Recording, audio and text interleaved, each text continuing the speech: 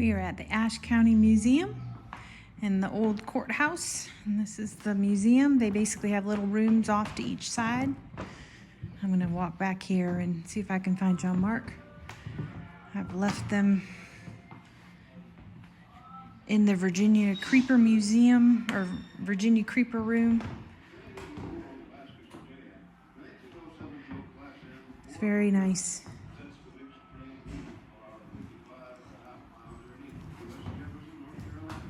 See if we can find them. Just gotta follow the sound of the trains.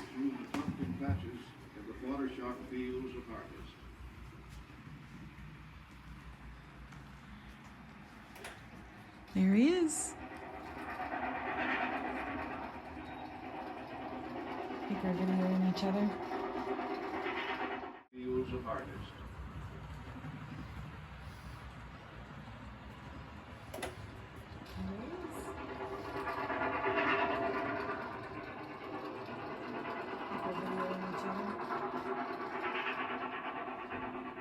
They've done a good job on these, scale lines.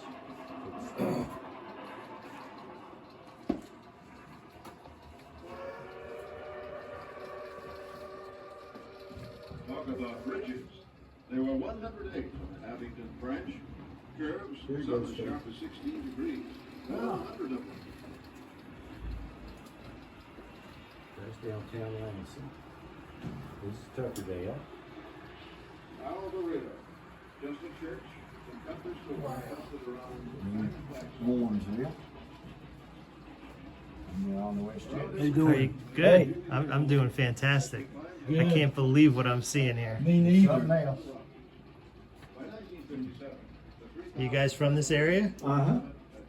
Yes, I did. I got to ride that twice. Did you really? Yeah, they had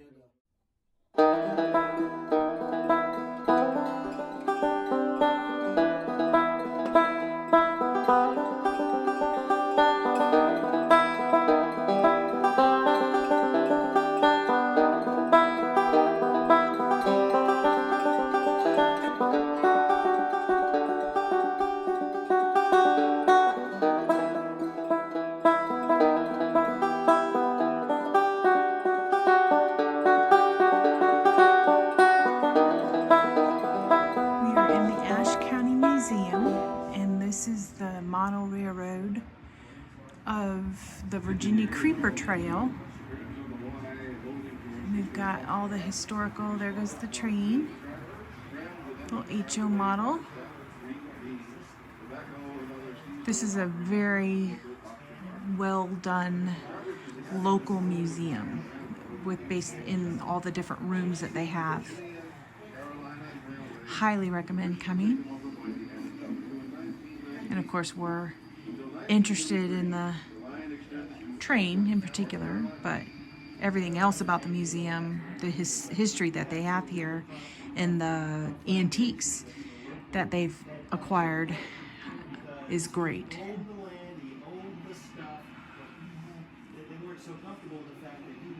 Returning is train 202.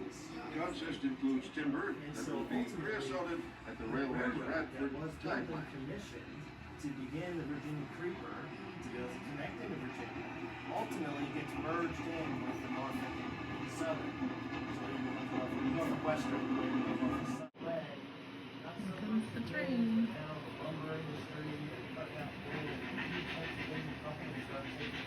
Kind of hard to see with the reflection.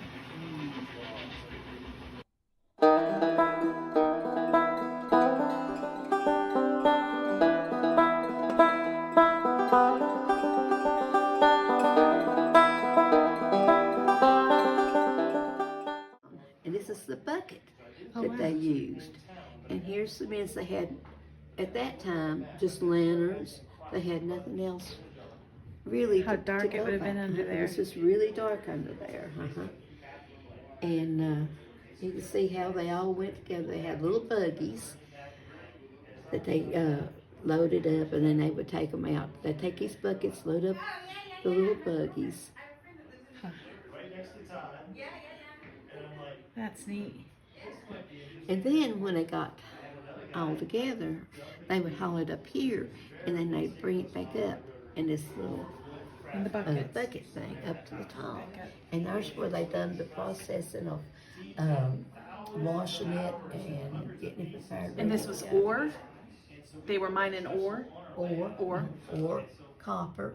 They thought in those days, copper didn't mean anything to them. It was just a mineral. You know, Right. So they just, but then they bring it up here and but here's the furnace, like where they would get all the slate, mud, dirt, and stuff away, and then it would be ready to ship out. Wow, See, that is so here's- neat. uh-huh. Somebody's done a very nice job modeling this. They sure did. Are these local folks that Everybody did was- the models? all this was local. Wow. And right here, Their attention to detail is amazing.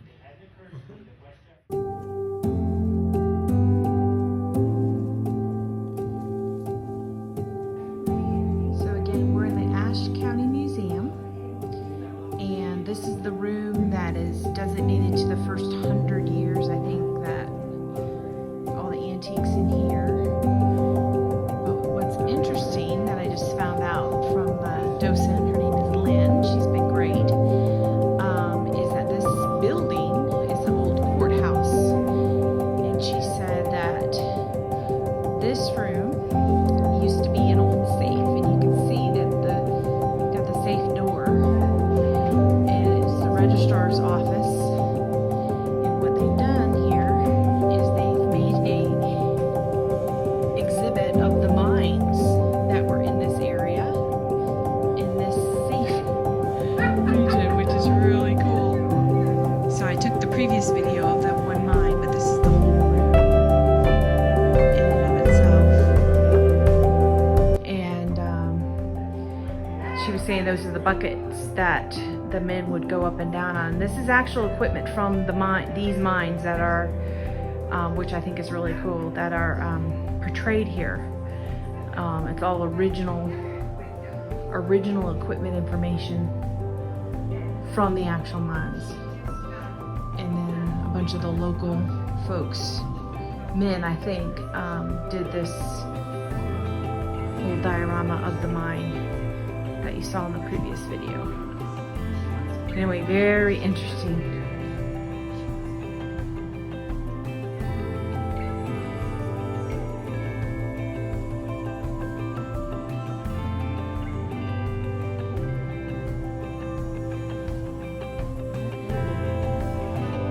So this is the renovation of the courtroom on the second floor of the courthouse. They are in the process of redoing it.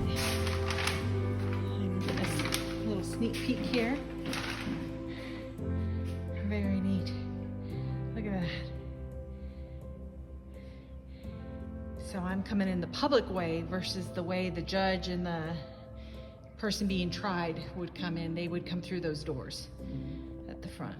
that's right. And that's the actual, go on in if you want. Oh, okay. This was actually the judge's bench. Okay. Judge's bench. That's neat. And look at these chairs. Wow. So you come up here, open up here, and you can see big. And you said this was built in 1904? It was opening up. Opened in 1904. There was the last hanging was a bathroom in America. His name was. Oh, there we are. Now we can see it. Yep. Balcony area.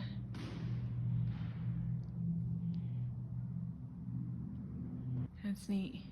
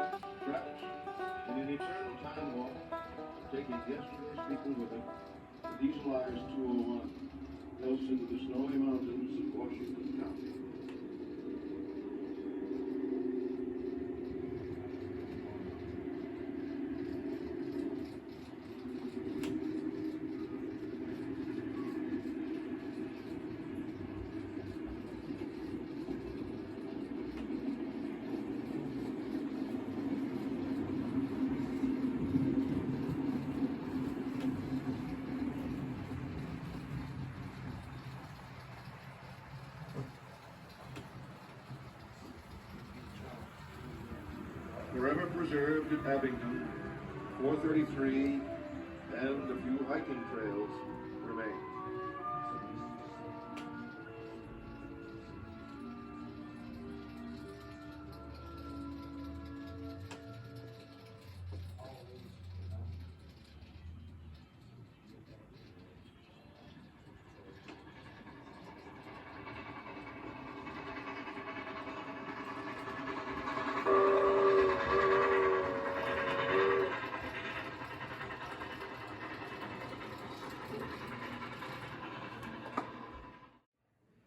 Guys, I am right here in the Ashe County Museum, and this is an exhibit in their museum depicting what it was like to do an ore operation in the hills right here around West Jefferson. And there's a guy in a bucket, and you can see that he's on a rope. And then over here, they have actually modeled a mine. And I'm going to zoom in here because down below, they actually have the inside of the mine, inside the fascia. Look at this. We're now looking at inside, but all the way along the mine here, we're looking at the lights, and then at the end, there is the shaft from this. So there's the derrick that they've built, and you can see that they've got a rope going up the middle of that, and then down a trough. And the trough is how guys would get lifted in a barrel all the way down to the mine. And there's the mine shaft. All right, here's that mine again. I think I might have enough light here to do it some justice. Yeah, you can see that they've got the inside of that shaft. And you can see all the characters in there digging out the ore. And way over here, there's a bucket shaft for the lift. And it goes all the way to the top. And this has been modeled in HO scale. And it's right next door to the train exhibit, which is just showing what they were carrying along the way. Look at this.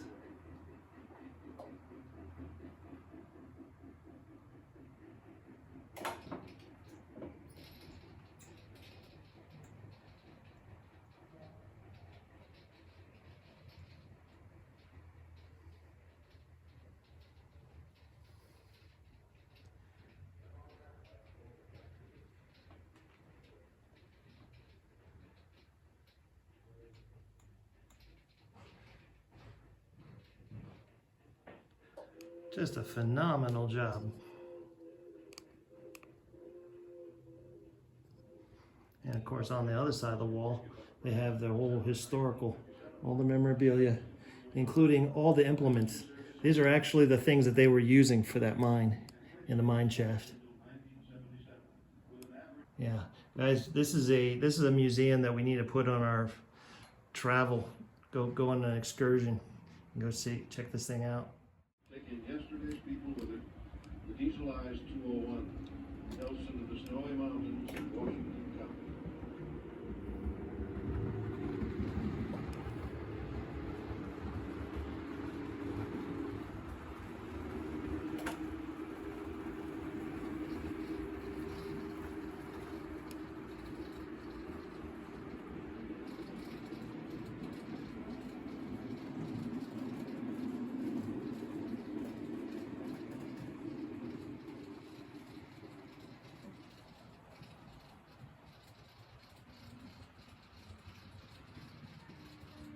Forever preserved at Abingdon, 433, and a few hiking trails remain.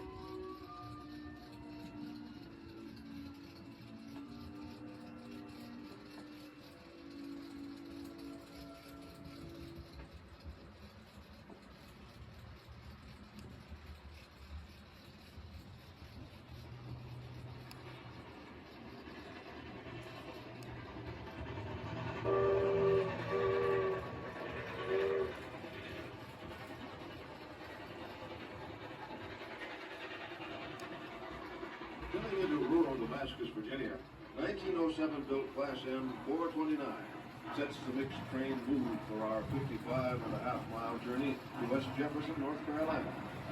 With a gentle jolt, we're off on a journey back in time, promenading grandly through the pumpkin patches and the water-shocked fields of harvest.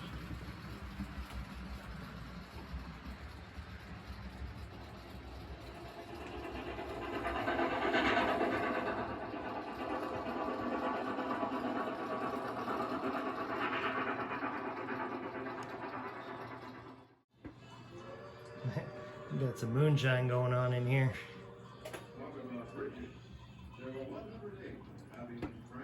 Everything you want to know about moonshine.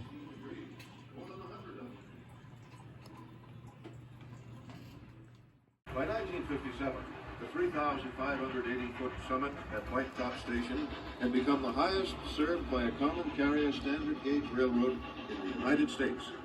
Between Damascus and Creek Junction, the line plays leapfrog with the White Top Creek, crossing it 19 times in 11 miles.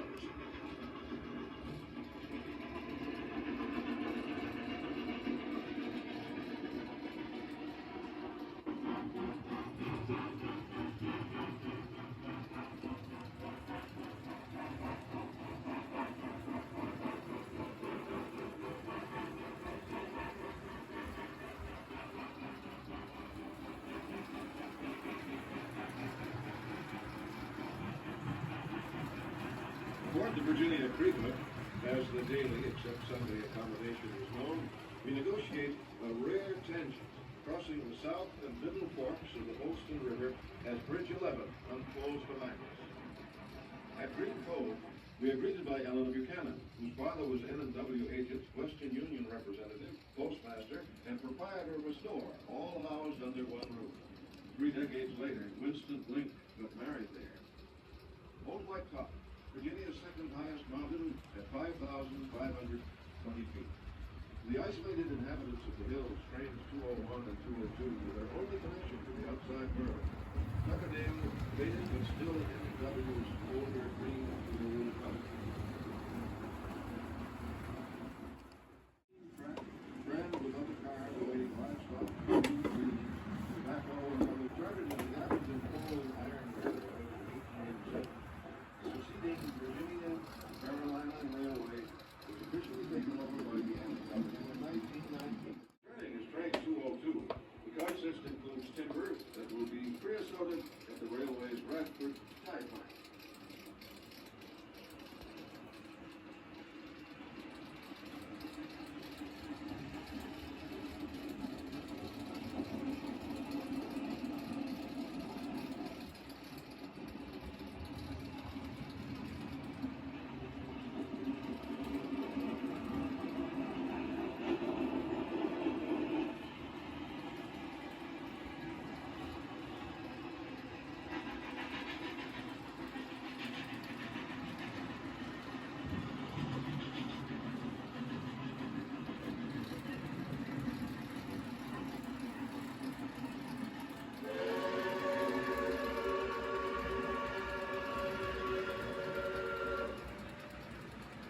In the Creek Junction water tank, the line rose steeply to White Top.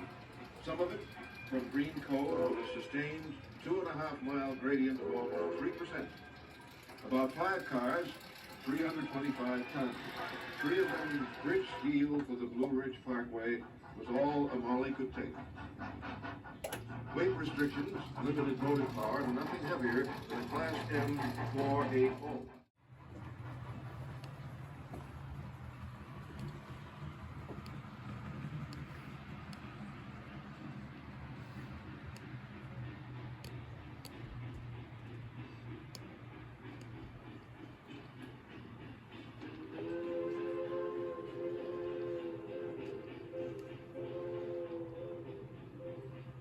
Operation was discontinued on the branch in December 1957, with diesels continuing on. Passenger service ended in late 1963, and freight service lasted until 1977, with an average of only 11 carloads per week. The line was abandoned.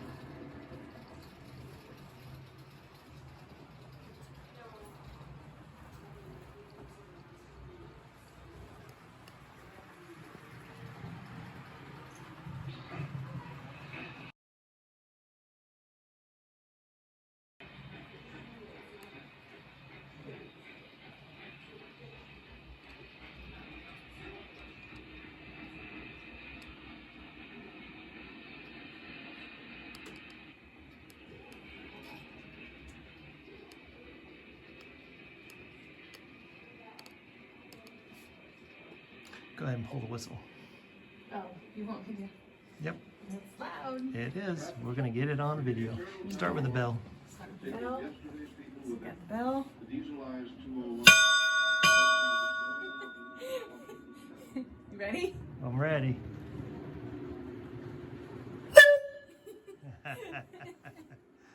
It is real. It is really loud. All right, let's see the story of how this railroad was made. And we're just going to flip through slowly, page by page. Go ahead.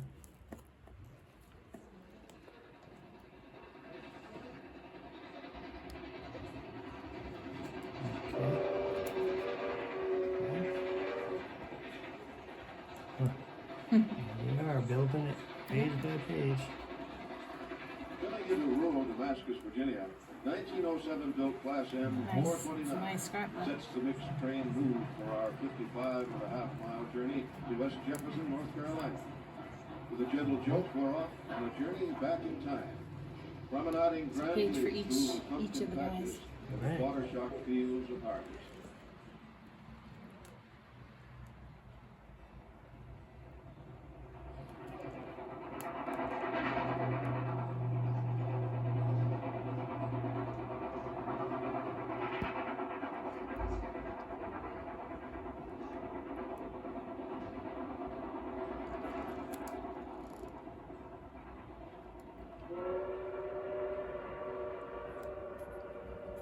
Talk about bridges.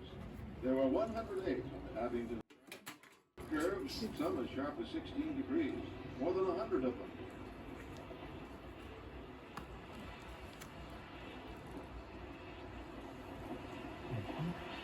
Alvarado, just a church and country store clustered around a tiny flagstaff. Newspaper. Around every bend there is beauty to behold as we climb to the That's highest the book point I've got. attained by a passenger train east of the Rockies. By 1957, the 3,580-foot summit at That's White great. Top Station Thank you. Very had nice. become the highest served by a common carrier standard gauge railroad. Postmaster and proprietor of a store, all housed under one roof. 3 decades later, Winston Link got married there. Old White Top, Virginia's second highest mountain at 5,520 feet. The isolated inhabitants of the hills, trains 201 and 202, were their only connection to the outside world. Tuckerdale, faded but still in NW's older green color.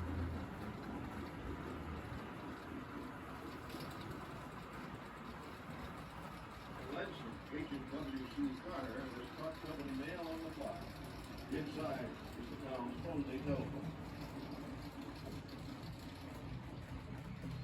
At West Jefferson, after the firemen takes water, Brakeman J.M. Scott Stevens and the 429 amble forth.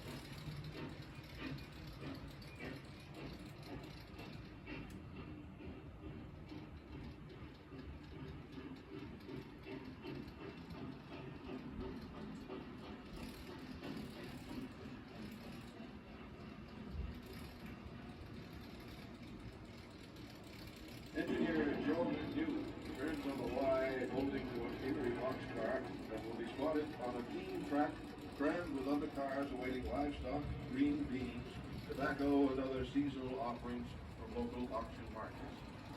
Chartered as the Abingdon Coal and Iron Railroad in 1887, the succeeding Virginia and Carolina Railway was officially taken over by the M&W in 1919. Until 1933, the line extended to Elkland, North Carolina.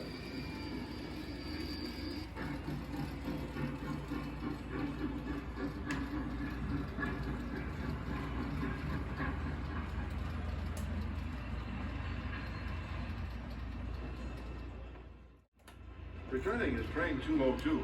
The consist includes timber that will be creosoted at the railway's Radford tie plant.